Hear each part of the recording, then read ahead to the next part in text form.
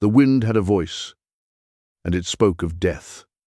It howled through the cracks in the broken wagon, a mournful predator circling its prey. Amelia clutched the thin blankets tighter around the three small bundles nestled against her: Luke, Leo, and Lily. Her world.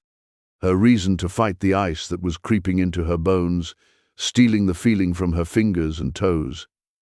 Each tiny, shallow breath they took was a whisper of defiance against the roaring blizzard. She was a widow, a title she had worn for 6 agonizing months. But today, she was something worse. She was a liability, cast out and left to die. Her husband's brother, Silas, had made sure of that. His eyes, cold and hard as river stones, had held no pity when he'd told her she and the triplets were a drain on the ranch. He'd loaded her into this old wagon, promising it was sound, promising the trail to the next town was clear. He had lied. The axle had snapped, not 10 miles from the homestead, a clean, deliberate break she now understood was no accident. He had sent her into the maw of a coming storm, counting on the wilderness to do the work he was too cowardly to do himself. He wanted the land, all of it, free from the complication of his dead brother's wife and children. He had sentenced 4 people to death, with a sad shake of his head and a pocketful of false compassion. The cold was a physical weight now, pressing down, relentless. Amelia's own hunger was a dull, distant ache, but the baby's faint, whimpering cries were daggers in her heart. She had nothing left for them. Her milk had dried up from stress and malnourishment, and the last of the jarred milk was frozen solid. Despair was a bitter taste in her throat. She had failed them. She looked at their tiny, trusting faces, their eyes squeezed shut against a world that had offered them nothing but cruelty, and a single hot tear escaped her, freezing instantly on her cheek. She had prayed until her words felt empty, hollowed out by the wind. Hope had been chased out long ago, leaving only a grim, animal instinct to shield her young for as long as she could. Hours passed, or maybe it was minutes. Time had dissolved into a white, roaring chaos. The world was nothing but the scream of the wind and the encroaching, silent cold. She was sinking, and she was taking her children with her. Just as her eyelids began to feel too heavy to hold open, a shape materialized in the blizzard. It was a phantom at first, a dark smudge against the blinding white. It grew larger, more solid, resolving into a man on a horse. The horse was a powerful beast, its head low against the punishing wind, and the rider was broad-shouldered, a greatcoat dusted thick with snow, a hat pulled low over his face. Fear, sharp and sudden, pierced through Amelia's lethargy. A lone man in this wasteland could be a savior or a devil. After Silas, her faith in the goodness of men was a shattered thing. He drew his horse to a halt beside the wrecked wagon, the animal's hot breath pluming in the frigid air. The man dismounted, his movements economical and sure. He peered into the back of the wagon, his gaze taking in the scene with an unnerving stillness. Amelia couldn't find her voice. She could only stare, clutching her babies, her body a frozen shield. The man's face was chiseled, weathered by sun and wind, his eyes a startling, clear blue. There was no pity in them, but there was no malice either. There was assessment, a quiet, focused intensity. His gaze dropped from her face to the 3 bundles in her arms. A flicker of something surprise, concern, crossed his features before being banked again. He didn't speak. Words were useless in the gale. Instead, he acted. He unstrapped a thick, oiled canvas from the back of his saddle, and with a few deft movements, secured it over the gaping hole in the wagon's side, instantly lessening the wind's brutal assault. Then he turned back to her. He reached inside his coat and produced a metal flask, uncorking it and holding it out. The faint scent of hot, sweet tea reached her, a ghost of warmth in the frozen air. She hesitated, her mind screaming with mistrust, but her body, traitorous and desperate, swayed toward the offering. He seemed to understand. He took a small sip himself, his eyes never leaving hers, a silent reassurance. Then he offered it again. Her trembling hands could barely hold it, so he guided it to her lips. The liquid was warm, shockingly so. It slid down her throat, a thread of life pulling her back from the brink. It was the kindest thing she had experienced in months. If you are feeling that warmth with her, that small spark of hope, subscribe. This is only the beginning of her journey. He let her take a few more sips before pulling the flask away. Then, his gaze fell again on the babies. Without a word, he reached for the smallest bundle, Lily. Amelia flinched, a guttural sound of protest escaping her throat. He paused, his hands hovering. He looked directly into her eyes, and in that look, she saw no threat. She saw only a quiet, resolute purpose. Slowly, as if handling the most fragile glass, he gathered the blanket-wrapped infant into one arm, tucking her securely against the solid warmth of his chest inside his greatcoat. He then gestured to the other two. Numbly, understanding his intent, she adjusted the blankets around Luke and Leo. He reached in again, his large, capable hands lifting both of them together, settling them against his other side. He now held all three of her children, shielding them with his own body. He was a mountain of warmth, a fortress against the storm. He then looked at her, one eyebrow raised in a silent question. "Can you walk?" Amelia tried to move, but her legs were stiff, unresponsive things. She shook her head, the shame of her own weakness, a fresh wound. He gave a single, decisive nod. With her babies held securely against his chest, he leaned in, looped a powerful arm around her back and under her knees, and lifted her as if she weighed nothing at all. The shock of it left her breathless. The solid strength of his arms, the scent of leather, snow, and pine, the startling proximity to this stranger who was carrying her and her entire world away from certain death. She was too exhausted to fight, too stunned to question. She surrendered, laying her head against his shoulder, and for the first time in what felt like a lifetime, she closed her eyes and let someone else carry the weight. The journey to his ranch was a blur of white. Amelia drifted in and out of consciousness, aware only of the steady rhythm of the horse's gait and the solid wall of the man's chest against her back. He had situated her on his horse, with her and the babies enveloped in his coat, a human cocoon against the blizzard. The wind still raged, but its teeth could no longer find her flesh. When they finally stopped, she felt the subtle shift as he dismounted. He carried her from the horse into a stable, the air thick with the warm, earthy smells of hay and animals. He settled her gently onto a pile of clean straw before returning for the babies, placing them beside her with the same careful precision. He spoke to his horse in a low, soothing murmur, his first words she'd heard, and they were words of gentle gratitude. Then he led her from the stable to a house. It was a simple cabin, built of thick, dark logs, with smoke curling bravely from a stone chimney. The door opened into a single large room that was an oasis of warmth and safety. A great fire roared in a stone hearth, casting a flickering golden light over everything. The air was clean and smelled of burning cedar and coffee. It was the most beautiful place she had ever seen. The cowboy settled her into a sturdy armchair near the fire, pulling a heavy wool blanket over her. He then turned his attention to the infants. He worked with a quiet, surprising competence. He found a basin, filled it with warm water from a kettle on the hearth, and located clean, soft rags. One by one, he unwrapped Luke, Leo, and Lily, checking their tiny hands and feet for frostbite, his rough fingers impossibly gentle. He had a supply of canned milk in his pantry, and soon he was feeding them with a steady hand, their desperate, hungry noises slowly quieting into sounds of contentment. Amelia watched him, a thick knot of emotion lodged in her throat. This silent, formidable man was more tender with her children than their own blood-kin had been.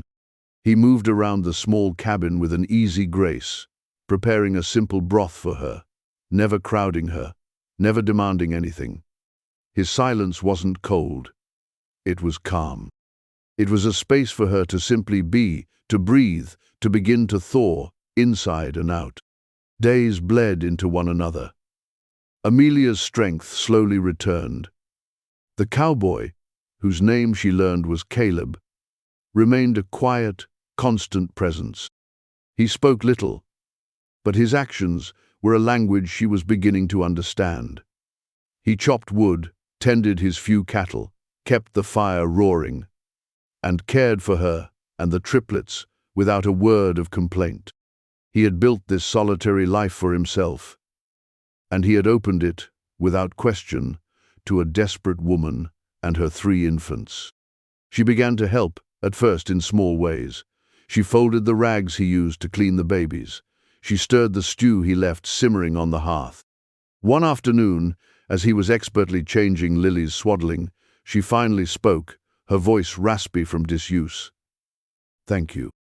Caleb paused, looking up at her. His blue eyes held hers for a long moment. "No need for thanks," he said, his voice a low rumble. "It was the right thing to do. That was all." But in that simple statement, he offered her more dignity and respect than she had received from anyone since her husband died. He didn't see her as a burden. He didn't see her as a misfortune. He saw a person who needed help, and he helped. It was that simple. You felt that, didn't you? The profound power of simple decency. Subscribe. There is so much more to Caleb's character. The bond between them grew in the quiet spaces. It was in the way he'd leave a hot mug of tea by her bedside before he went out in the morning. It was in the way she'd mend a tear in his shirt while he was out, leaving it folded neatly for his return. They began to share meals in a comfortable silence that slowly became punctuated by conversation. She told him about her husband, David, a good man taken too soon by fever. She told him about the triplets, how their birth was a miracle that had quickly become a perceived curse to David's family. He, in turn, told her little about his past, but she pieced it together. He had come west years ago, seeking solitude after a loss of his own.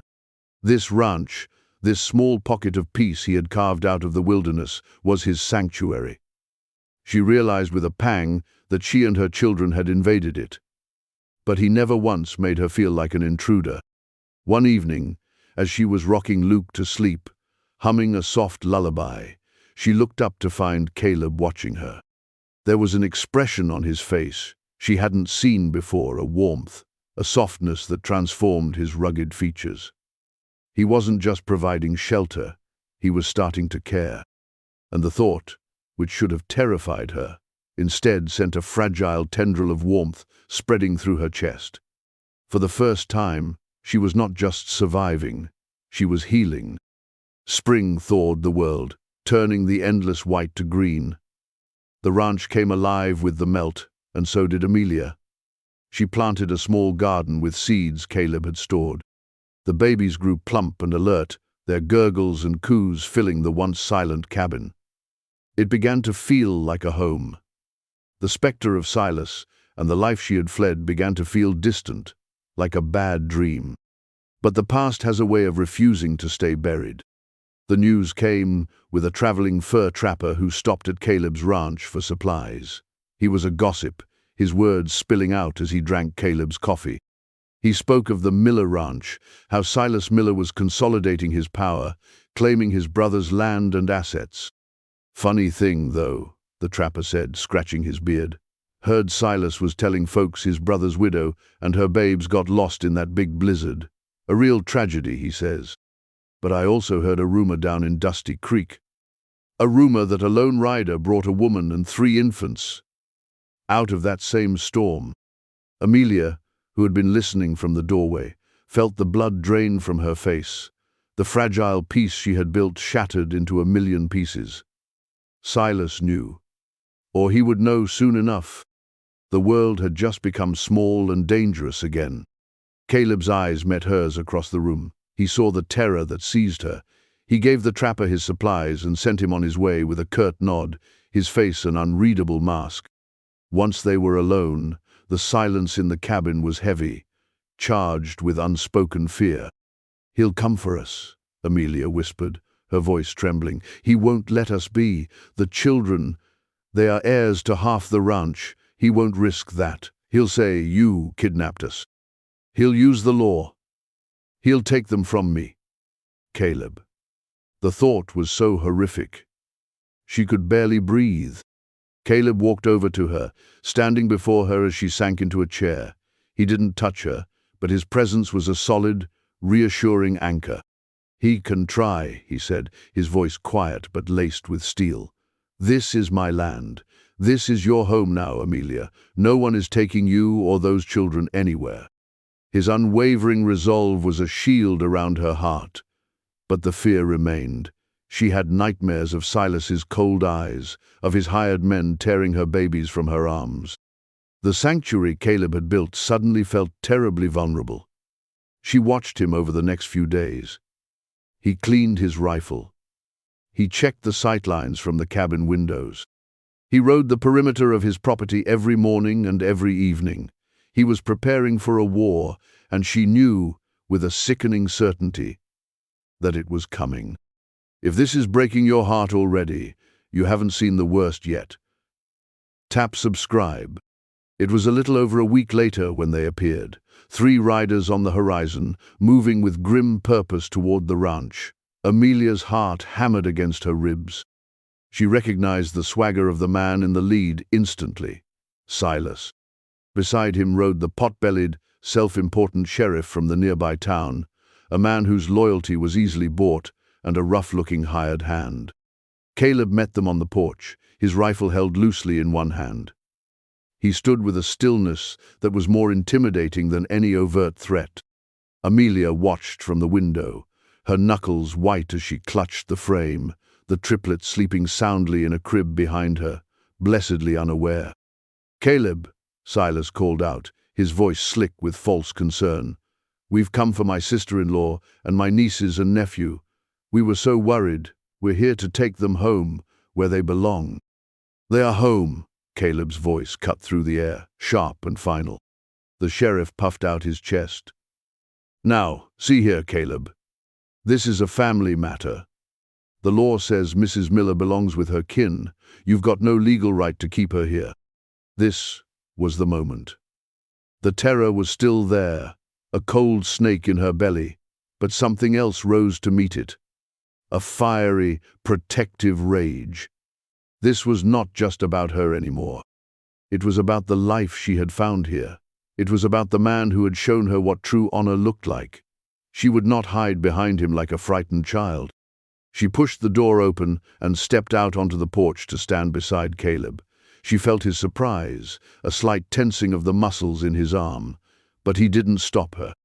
Silas's face tightened when he saw her, his facade of concern slipping to reveal the cold greed beneath. "Amelia," he said, his voice hard, "stop this foolishness. Get your things. You're coming with me." "No," she said. Her own voice surprised her with its strength. It didn't tremble. It didn't waver. It was the voice of a woman who had been to the edge of death and had come back stronger. "I am never going anywhere with you again." She took a step forward, her eyes locking onto Silas's. "You left us to die, Silas. You sabotaged our wagon. You sent me and my 3 infant children into a blizzard, hoping the snow would bury your crime. You told this man," she gestured to the sheriff, "that it was a tragedy. The only tragedy is your black, greedy heart." A gasp came from the sheriff. Silas's face turned a mottled red. "She's hysterical. Grief has turned her mind," he blustered. "Does this look like hysteria?" Amelia shot back, her voice ringing with conviction. "Or does it look like the truth? You wanted the land. You wanted it all. You were willing to let your brother's children freeze to death to get it." The sheriff was looking uncomfortable now, glancing from Amelia's fierce, honest face to Silas's sputtering denials. He was a corrupt man, but perhaps not an entirely stupid one. He could see the tide turning.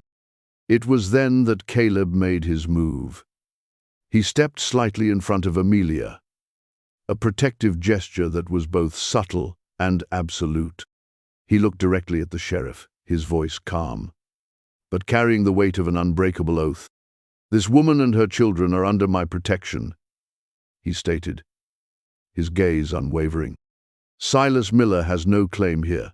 The law you're so fond of quoting, Sheriff, protects a wife's place with her husband."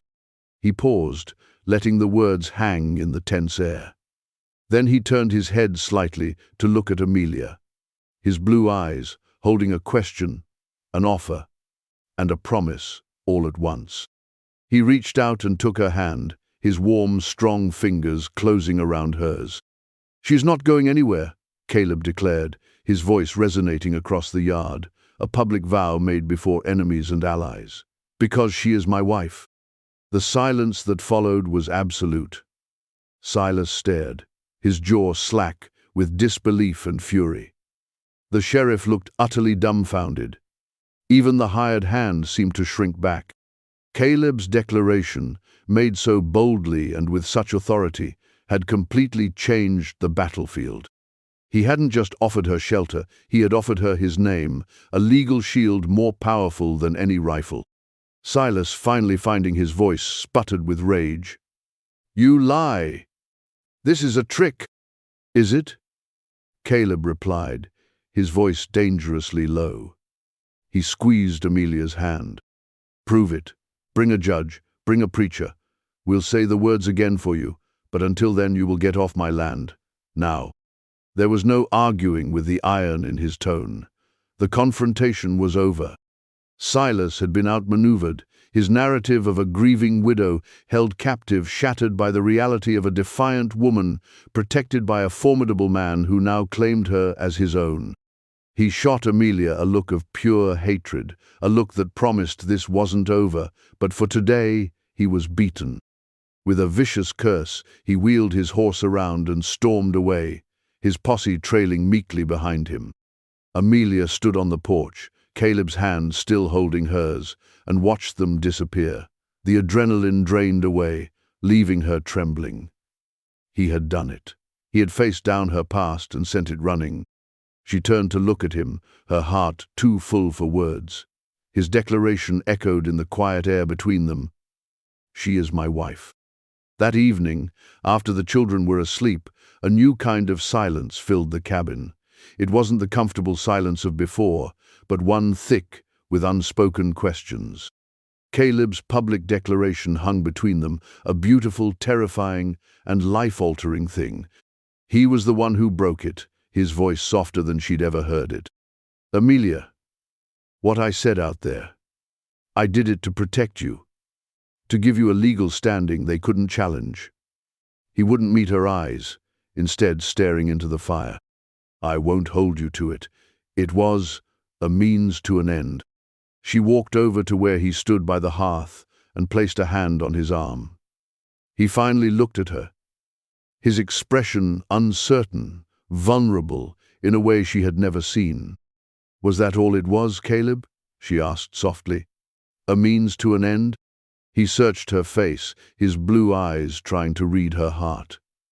"No," he admitted, his voice barely a whisper. "It wasn't. It wasn't for me either," she confessed, her own voice thick with emotion. In that moment, the pretense fell away. The marriage of convenience, the strategic lie, became a profound truth. He had saved her from the storm, healed her body, and shielded her spirit. He had loved her children as his own. And she had found in this solitary man's quiet strength a home more real and more true than any she had ever known. "I meant it, Amelia," he said, his hand coming up to cup her cheek, his thumb gently stroking her skin. "If you'll have me, I know I don't have much to offer. Just this small ranch and a quiet life." "You have offered me everything," she whispered, leaning into his touch. "You offered me a future." Tears welled in her eyes, but these were not the tears of grief or fear she had cried in the wagon. They were tears of gratitude, of overwhelming love. He saw it, and a slow smile spread across his face. A genuine, breathtaking smile that lit up his rugged features. "Then be my wife, Amelia," he said, For real, let's make this a home, our home. Yes, she breathed, her heart feeling like it might burst with joy. Yes, Caleb. They were married a month later by a traveling preacher.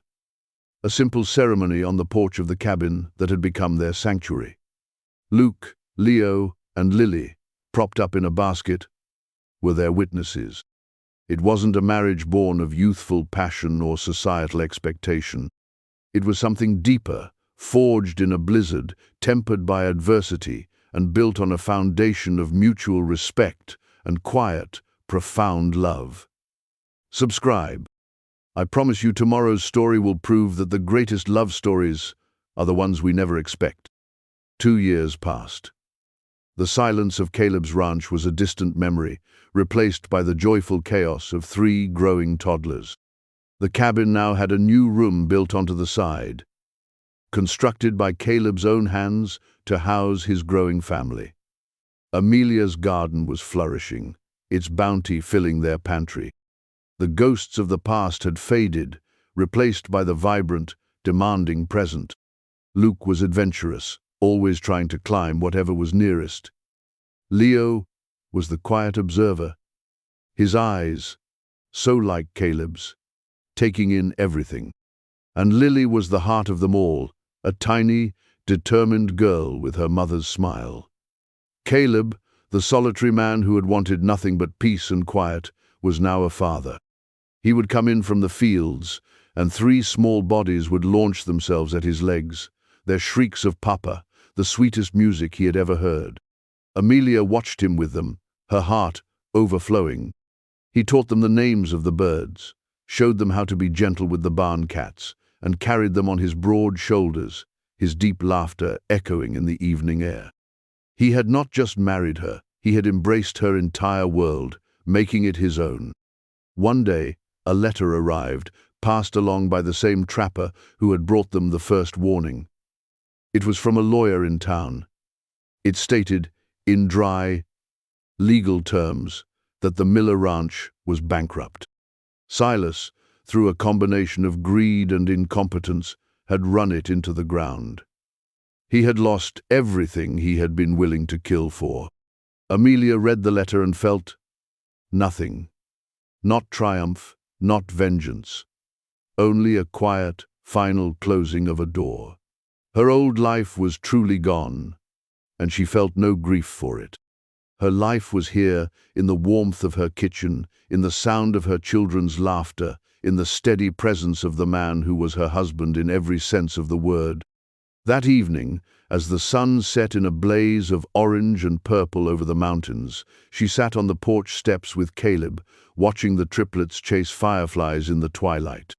She leaned her head on his shoulder, his arm coming around her in a familiar, comforting gesture.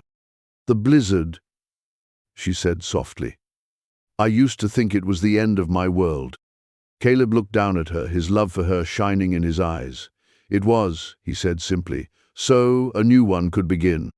He was right. Out of the heart of a storm, out of betrayal and despair, she had been led here. To this man, to this life, she had been a widow with triplets, left to die. But a cowboy, a quiet, honorable man, had found her.